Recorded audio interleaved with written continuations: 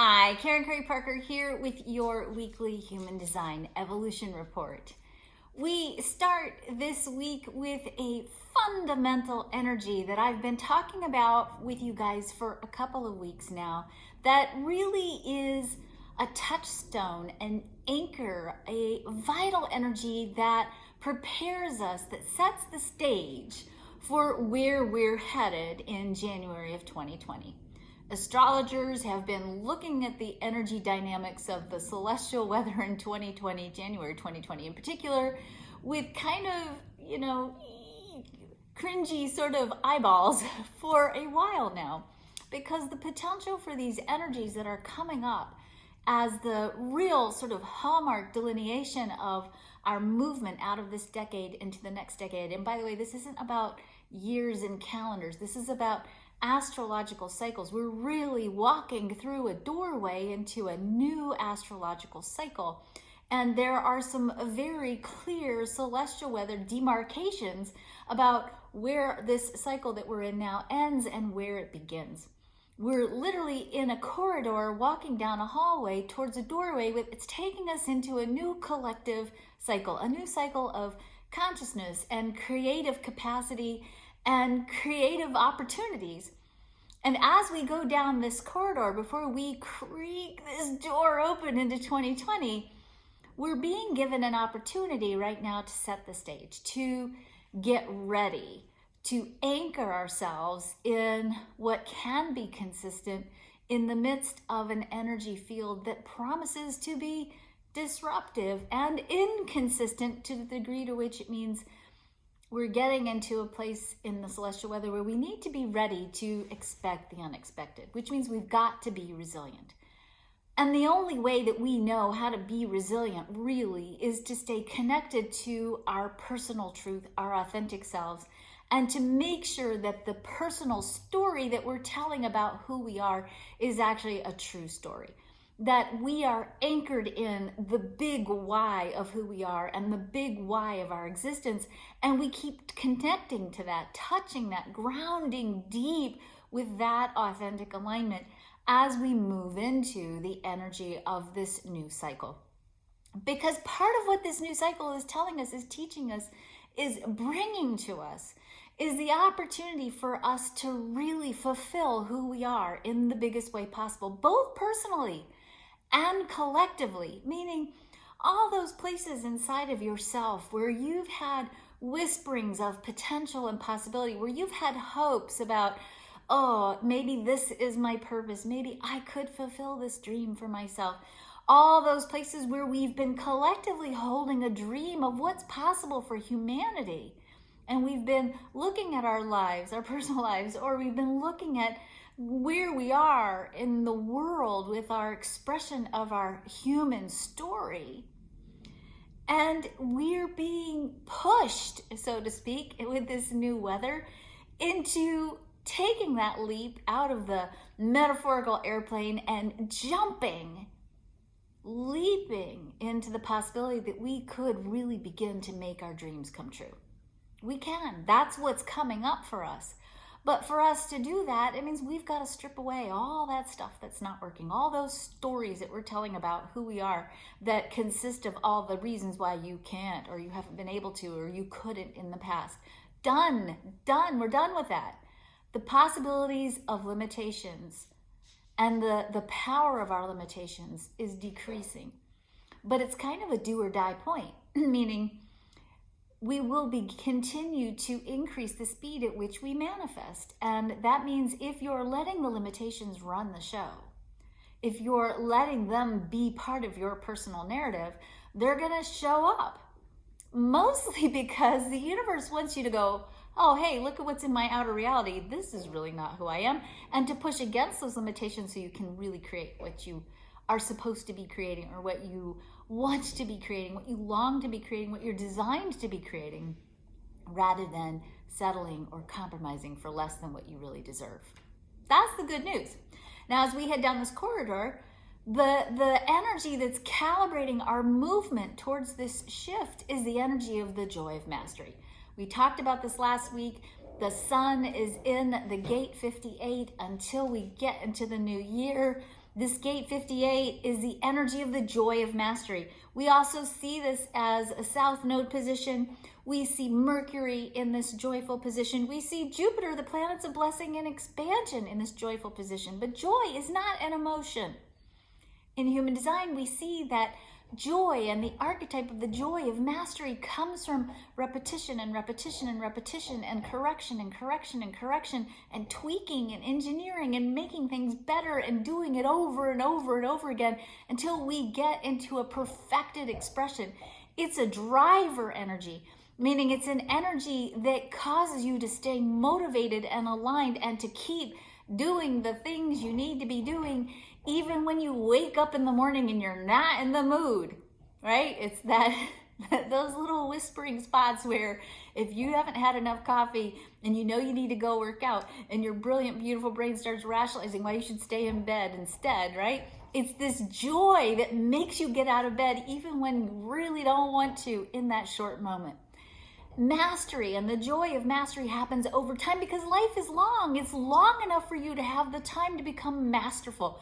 But the mastery that we're pursuing here isn't about a craft, okay? It's not about something you do. It's about you becoming the master of who you are so that your life becomes the canvas upon which you perfect the expression of your story, and you paint and you dance and you sing and you write and you be and you express all of who you are without compromise, without settling.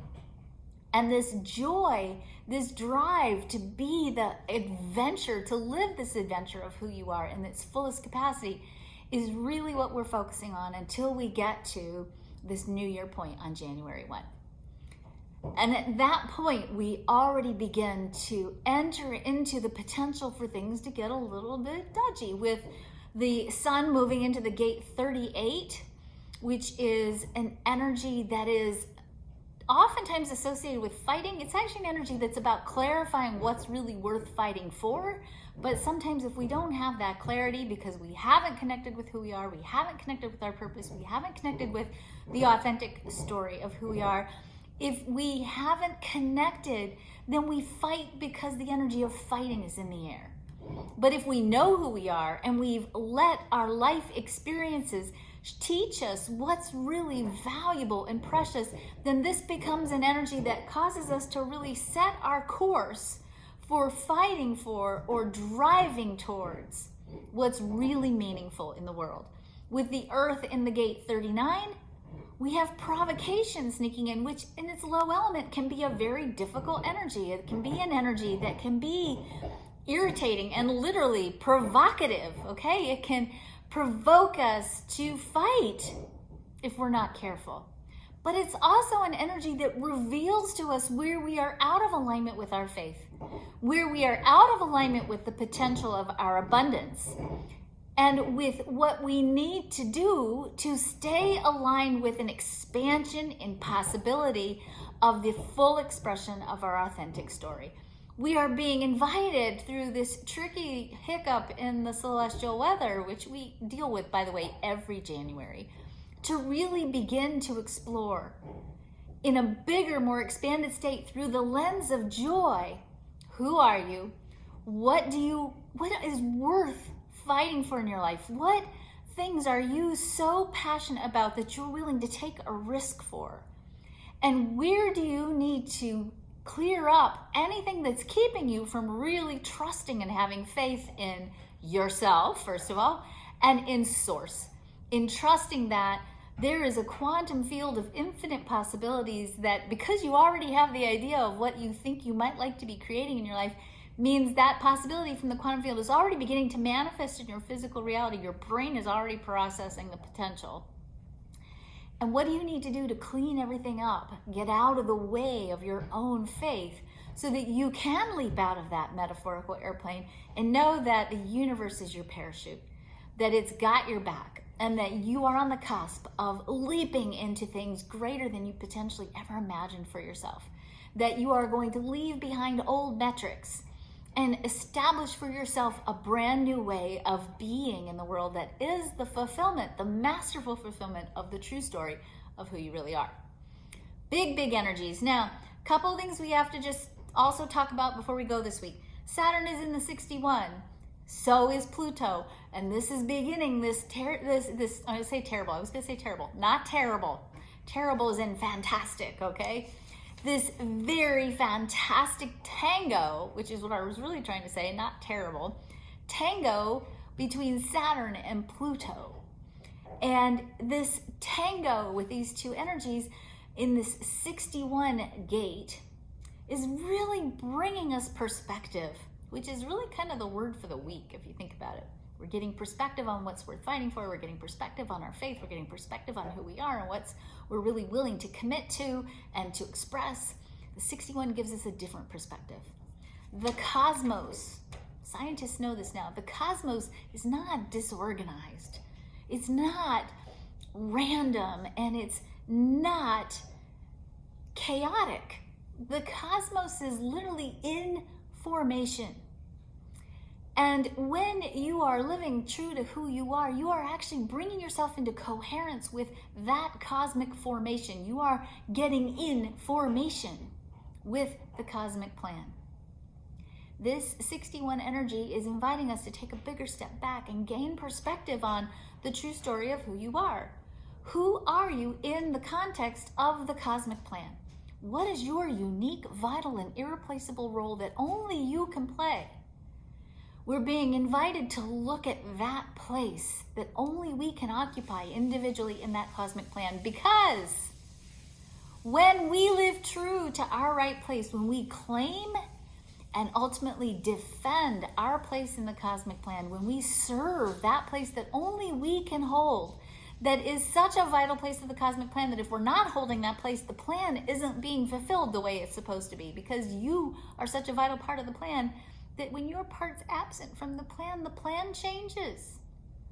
We're being invited to look at what's your place in the plan so that you can begin to, or continue to, consciously craft a life that is the fulfillment of that right place that only you can occupy.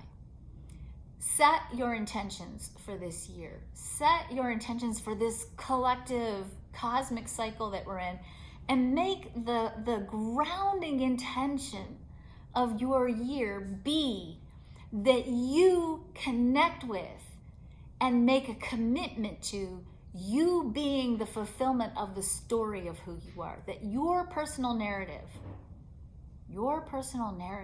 tells the true story of what's possible for you and of who you truly are. And for you to commit to yourself for the rest of the cycle that you never compromise on this story again. That you be yourself. That you be that vital, irreplaceable, unique person that you are designed to be, who is the only person in this entire cosmos who can play your place in the cosmic plan, in the cosmic story. So tell a good story, tell a true story about who you are, and work on that story this week as we move into this beginning of this new cycle. Have a great week.